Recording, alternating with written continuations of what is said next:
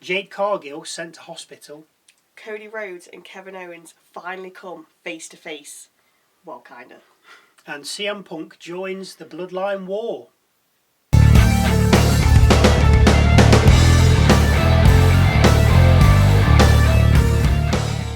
Hello, welcome to Wrestle MSX. I'm Michael. I'm Sally. And we take a look back at last week and Roman Reigns' failed phone call to Paul Heyman. Then we watch as the Bloodline 2.0 head to the ring with, of course, Bronson Reed. After asking for acknowledgement from the crowd, Solo says that Roman isn't ready and not even here yet. When he does arrive though, Solo wants him to surrender and then finally acknowledge him. Now if you're still here, then please give us a subscribe and help us build our channel. We would really appreciate it. Thank you. Out next, Bianca Belair versus Chelsea Green versus Blair Davenport. Oh, she's back. Yeah. In a first round Women's United States Championship Tournament triple threat match. There's a rapid start with all three women going for pins and counter pins, which turns into some back and forth between all three of them. Most of the heavy lifting coming from Belair, with a vertical suplex on Davenport, mounted punches and a spine buster. Green did manage some hair pulling and a rough rider. Well done, Chelsea. Belair pulled off a double German suplex on her opponents simultaneously, getting a 2 count on Davenport. Belair then missed a shoulder charge at Green, who dodged it, with Belair ending up out the ring. This left Green to superplex Blair down to the mat after they climbed to the top turnbuckle. After the suplex had been hit, Belair appeared on the opposite turnbuckle, landed a 450 on Davenport and got a 2 count cover, broken by Green. Belair then dumped Green out the ring, covering Davenport again, but only for 2.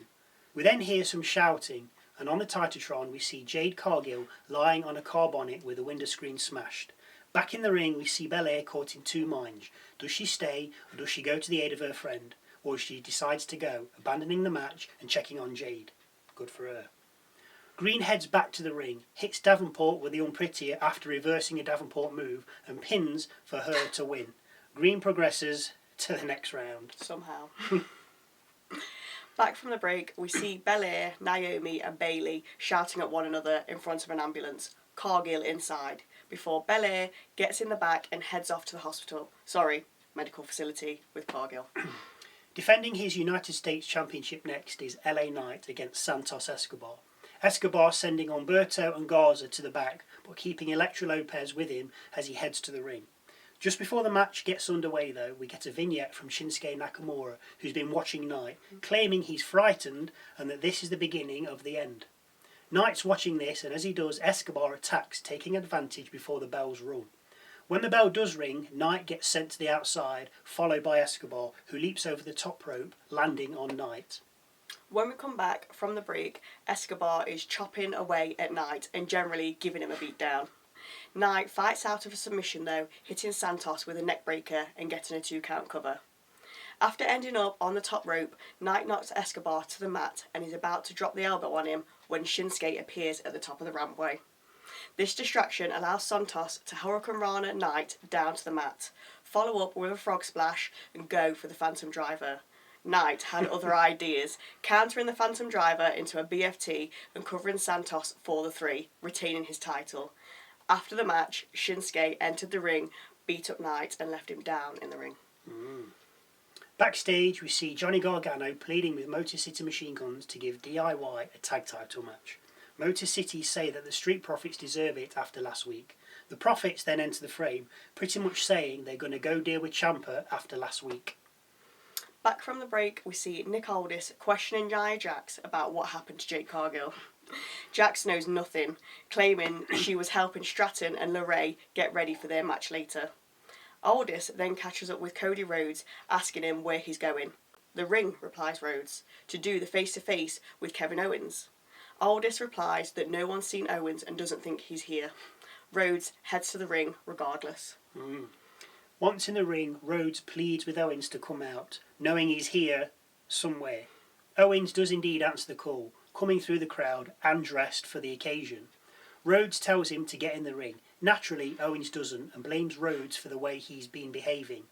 Kevin then stands on the announcer's desk and explains in a nutshell that he's annoyed with Rhodes because after all the help and support Owens has given Rhodes over the years, Cody decided to team up with Reigns after Reigns had tried to end Owens' career. The team up, of course, coming at bad blood. Rhodes said it had nothing to do with Owens that he teamed with Reigns and that it's Owens himself holding himself down. Rhodes then said that Owens crossed the line when he pile-drived Orton and then warned him that it's coming. A beatdown, that is. Owens said Rhodes will get his match, but he'll get it when he says he'll get it. Ending by saying he loved Randy Orton, but hates Rhodes. Bloodline locker room now, with Zayn saying we're not surrendering, when Jay suggests Cody Rhodes as the 5th member for War Games. Reigns says no, so Sammy suggests Seth again, to which Reigns gives him a look. Roman then states that they don't need anyone else, that this is all we need. If we die, at least we die together. Very noble. Oh, it's just wrestling. Come on. Sammy asked him what the plan was, to which Reigns replied, I don't know. Leadership in a nutshell right there. Never knowing what they're doing. Naomi and Bayley versus Tiffany, Stratton and Candice LeRae next.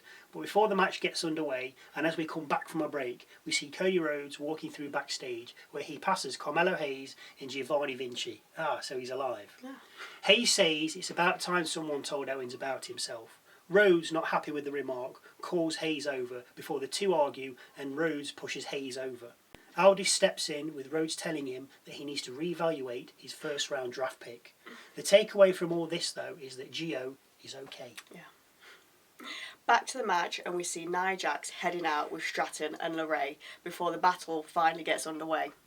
It's not long before we see Stratton hiding behind Jax on the outside as Naomi gets the upper hand. With all 4 women then getting back in the ring, only for Bayley and Naomi to send the team of Tiffy and LaRae back out. Back from yet another break, and we see Stratton woman handling Bayley before tagging in LaRae, who takes out Naomi, who's on the apron, before hitting a springboard moonsault on Bayley. Stratton then tags back in while LaRae and Naomi fight on the outside and misses her tumbling handstand somersault on Bayley, who's in the corner. This allows Bayley to then throw Stratton out the ring. Bayley heads over to Naomi for the tag, but Jax pulls her off the apron. This in turn makes the referee call for the bell due to interference. Stratton and LaRae then beat up Bayley and Naomi with Io Sky coming down for the save, which she does to a certain point until Liv Morgan and Raquel Rodriguez come out where they beat up Sky. Not long after that, Rhea Ripley runs out, masked up with a kendo stick in hand and clears the ring with Team Heel, Jax, LaRae, Stratton, Morgan and Rodriguez running for the hills, or rather, rampway. Last match of the night. Montez Ford versus Tommaso Ciampa. A step up in Seguri sends Ciampa out the ring, with Ford showing his athletic prowess by leaping over the top rope and landing on Tommaso. The 2 men get back in the ring, only for Tommaso to send Ford back out with a knee. We come back from the break to find Ciampa and Ford on the middle rope, with Ford escaping from whatever Ciampa was about to do and powerbombing him down to the mat. A back suplex and a standing moonsault get Ford a 2 count cover, before the 2 then slug it out in the middle of the ring, trading blows. Tommaso then gets the upper hand, performing a spinning neckbreaker on Ford and getting a 2 count cover. Tommaso then catches Ford with a huge knee to the face, setting up for the fairy tale ending, only for Ford to reverse it, stacking up on Ciampa and pinning him for the victory. After the match, Ciampa attacks Ford, but Dawkins comes out for the save, which in turn brings out Gargano. DIY take out Dawkins and then argue with Ciampa, pushing Gargano down to the mat. Motor City then head out, chasing Ciampa away and helping Gargano up. Split on the cards? Everyone else is, so why not? Yeah, why not? We then learn that Cody Rhodes will be facing Carmelo Hayes in a match next week, as well as finding out that Jade Cargill will not be cleared for her first round Women's United States Championship Tournament triple threat match against Piper Niven and Michin. Instead, she'll be replaced by a mystery woman. Any guesses, then please let us know who you think it will be in the comments down below. Time for Bloodline 2.0 to head out and now await Roman Reigns' surrender. I think Seth's going to head out here. Come on, Seth. He doesn't. After entering the ring and throwing up their wands, the OG Bloodline then head out. Both factions, with full complements, square up in the ring with Solo stepping forward. he confesses his love for all the OG Bloodline, exclaiming that if the four of them join them, then they can run the company for decades. I mean, 9 of them. Would that be the biggest faction we've ever seen? I mean, Ministry of Darkness was quite big. Yeah. But then Corporate Ministry was massive. It Yeah. was pretty much everyone, apart from Stone Cold. I think everybody was in that. Anyway, Sikoa follows this up by saying, they have no fifth man, no wise man, and no choice. Surrender and join my team, or the four of you will die where you stand. Guys, can we just lighten up a little bit? Wow, what's going on? Solo offers Reigns the mic, which he takes, with the crowd chanting OTC. But before we hear Reigns speak, we hear, ladies and gentlemen! The crowd absolutely lose their as Paul Heyman walks out. He says there's no way to do War Games with 4 versus 5. It's going to be 5 versus 5. As he points to the entranceway, and we hear CM Punk's music before we see him head out. Punk gets straight into the ring, and we get an early taste of War Games as the 10 men go at it. After clearing the ring, Reigns and Punk are the only ones left, with Reigns asking Punk why he's here.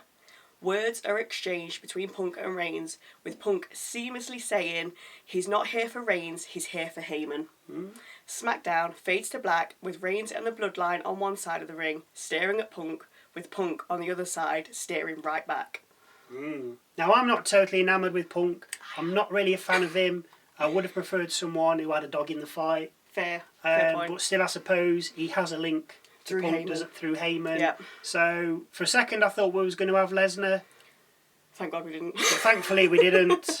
But I enjoyed it. I like all this. Yeah, it's going to be good. It's entertaining. Yeah, and definitely. as I say, I'd have rather have had somebody else Bloodline related. Who was involved within it, yeah. I suppose they've run out of options because Orton's out for Christmas.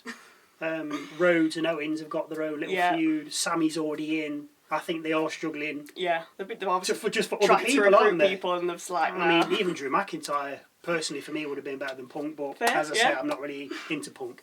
Anyway, any thoughts, then please don't be afraid to leave any below in the comments section. We appreciate anything. And a like wouldn't go amiss if you enjoyed our video. Thank you again for watching. And we'll see you Tuesday for Raw.